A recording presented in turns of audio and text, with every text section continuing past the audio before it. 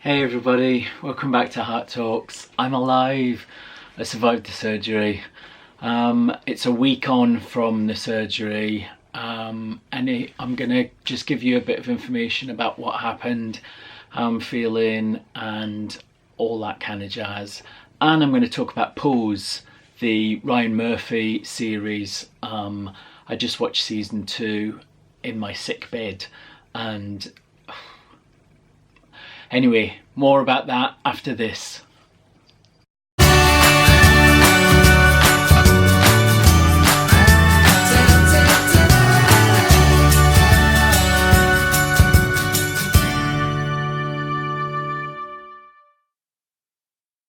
So, as you can see, I'm back. I'm home. I am slowly recovering. I did say I would do a video in hospital, but the whole procedure was just completely different from what I'd expected. And this video isn't about bashing the NHS, the National Health Service, because if we didn't have the National Health Service, I wouldn't be here. But the NHS is falling apart, and my one day in hospital, it should have been 3. I was in for 1 day. My 1 day in hospital showed me that I had my operation, didn't see the surgeon until 2 minutes before my operation, so anything I wanted to ask had to be done in those 2 minutes. Then I went under, and when I came round, I felt sick, but I put that down to the anaesthetic, because you often do feel sick from anaesthetic. From being anaesthetised. Anaesthetic's something different, isn't it? Yeah, so from being anaesthetised. And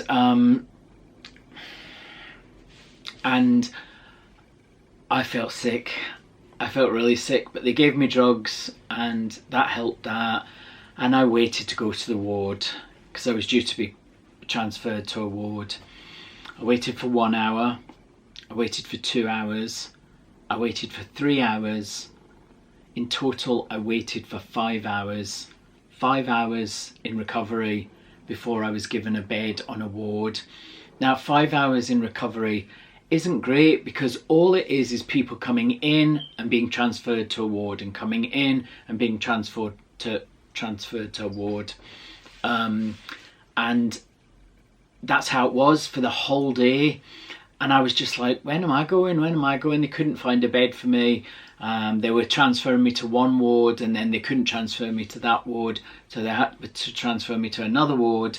And it was the ward that I was on 6 years ago. I was in this hospital 6 years ago, and I got a really bad infection after surgery, and I was in a bad way. And I mean, you know, I could have died. I was in such a bad way. So they really dropped the ball then. And now I was getting put back on the ward. So the nausea was so bad. I couldn't talk. I couldn't move my head. I was just vomiting. It was horrible. And that went on for 48 hours. But on the next day, I'd stayed overnight. I didn't sleep well.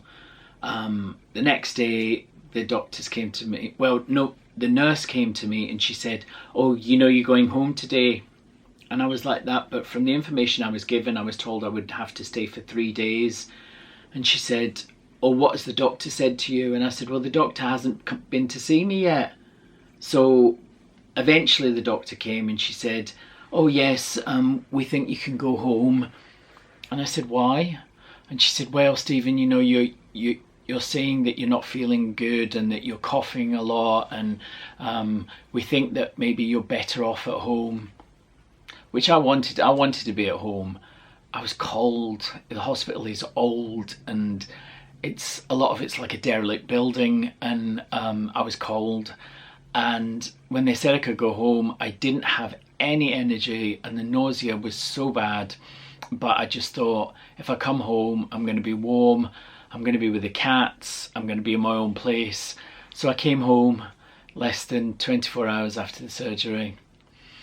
And I've been home for a week now, or just under a week, and it's been difficult. I've been amazingly weak because I've only been able to drink soup, nothing else, no solids. So I haven't had solid food for 8 days now. But I've had bouts of stomach ache from where they did the surgery. I've had bouts of nausea, and to be honest, I really don't know what should be happening and what shouldn't be happening, and it's just been a bit of a mess.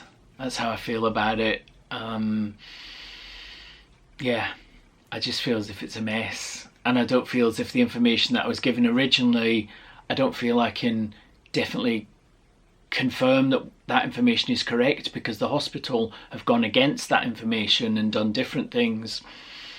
So yeah, but on the good side, I have lost 5 kilograms.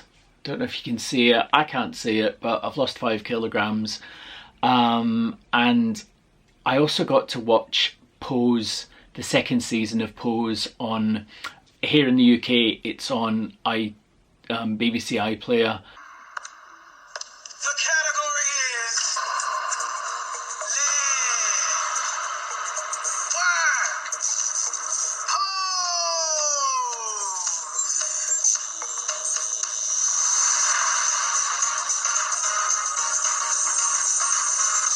I watched the whole season, you know, within 2 days, and I watched the first season, which I loved. It was very strong, very powerful, amazing.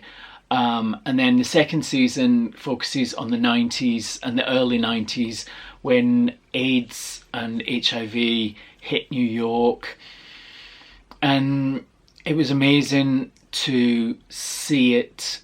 You know, I've read about it, you know, read The Normal Heart, I've read other things about it, and you know, but to see people, to see characters that you're starting to care about, because you know, you build up this relationship with them, you know, through the TV. You know the characters, you know their stories, you know their names, you know what they've been through, so you start to connect to them. And the cast was stunning. I hope it wins whatever awards are going, because I just think it deserves it. And it really shone a light on that era, that time that I always go on about, that can't be forgotten. You know, I remember in Glasgow in the 90s, you know, when we were growing up and when we were out, and I was out in the club scene and my friends, and in the far off distance you would hear, or so-and-so's got HIV, or so-and-so's got AIDS. Yeah, you would hear that somebody had died from AIDS, but it was just all in the distance.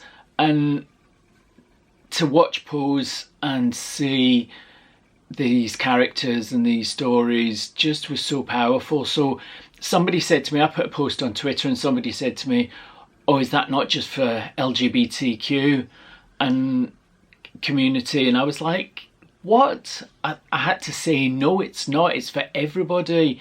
It's so informative and so educational and so real and true and honest that I think that everybody should be watching it. So that's a positive about me being sick. I've been able to catch up on things like that. I'm still feeling like crap, to be honest. Yeah. It's taking time, and I know it would take time, but I suppose I'm impatient, you know, believe it or not. So anyway, that's just a little update from me as to what's going on. So I hope you're all well, and thank you for those of you that reached out to me. Thank you for the people that came to visit. You know who you are, and you're very special. And yeah, thank you to everybody for your love and support. I'll see you all soon, okay? I'll be back in 2 weeks. Take care.